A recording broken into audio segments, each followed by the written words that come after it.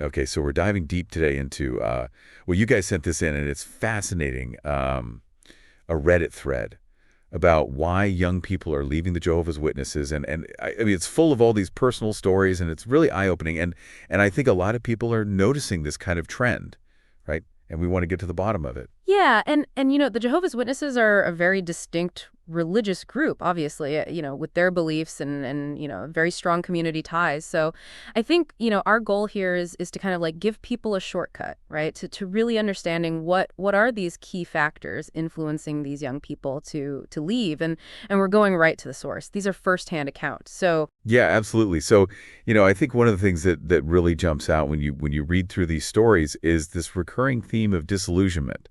Like, a lot of these young people are talking about seeing hypocrisy and what they call like questionable behavior, even among people in leadership roles.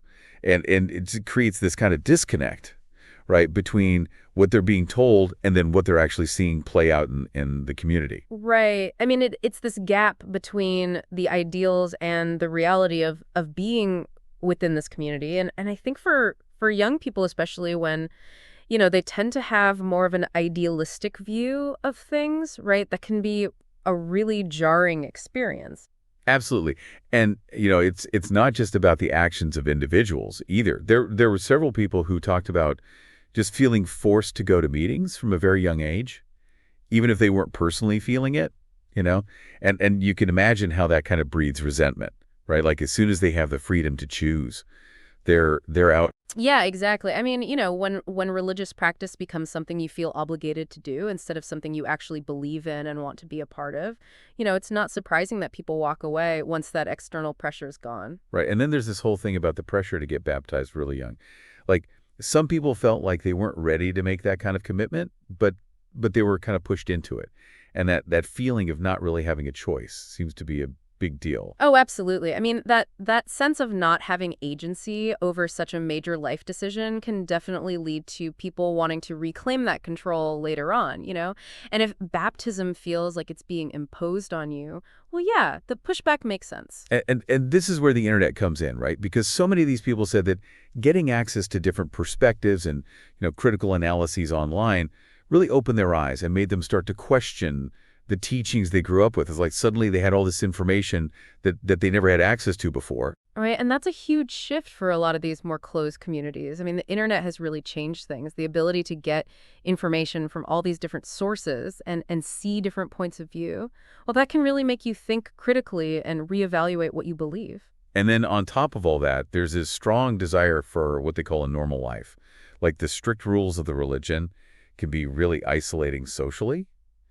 And it's hard to connect with people outside the community, so they end up feeling like they're living this double life. Yeah. I mean, the need to connect with other people is so strong, especially when you're young and when your religion makes it really hard to do that.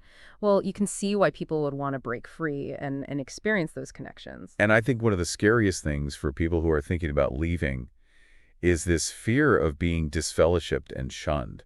Like the idea of losing all your relationships within the community is terrifying. Oh, it's incredibly powerful, and it really shows how much social control these groups have.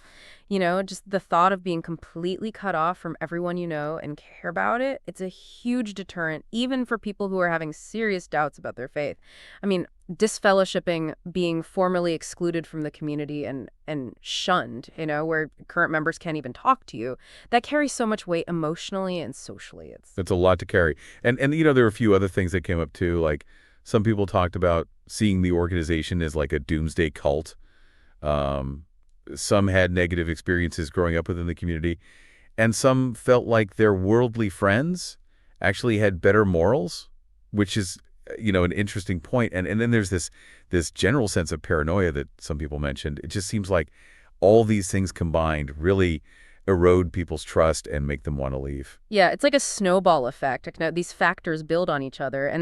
And when you start to question the morals you've been taught, especially compared to what you see in the outside world, it can really shake things up. So it seems like, we're trying to sum this up. It comes down to a few key things: a loss of trust in the community itself, not having the freedom to make your own choices, and then the impact of information from the outside world. And it all kind of ties into this fundamental conflict between the restrictions of the group, and this desire for a more authentic life. One where you can connect with people and just be yourself. Right. And I think that's the meat. These aren't separate issues. They all feed into each other and create this kind of push away from the organization, especially for young people who are trying to figure out who they are and what they believe. And, we can't forget about the challenges that people face when they do leave. I mean, you're talking about social isolation, emotional distress, potential conflict with your family, and just trying to adapt to a world that you might feel really disconnected from. Absolutely. It's a huge transition, and it can be incredibly difficult emotionally, rebuilding your support system, figuring out your identity. It's a lot. And I think, this whole conversation just makes you think about how the internet and this desire for people to make their own choices. Yeah. It's really changing the relationship between individuals and all these big institutions in our world, and it's something we should all be thinking about more deeply. So thanks for joining us for this deep dive. It's been really enlightening. Yeah, absolutely. And we'll see you next time. See you later. Bye.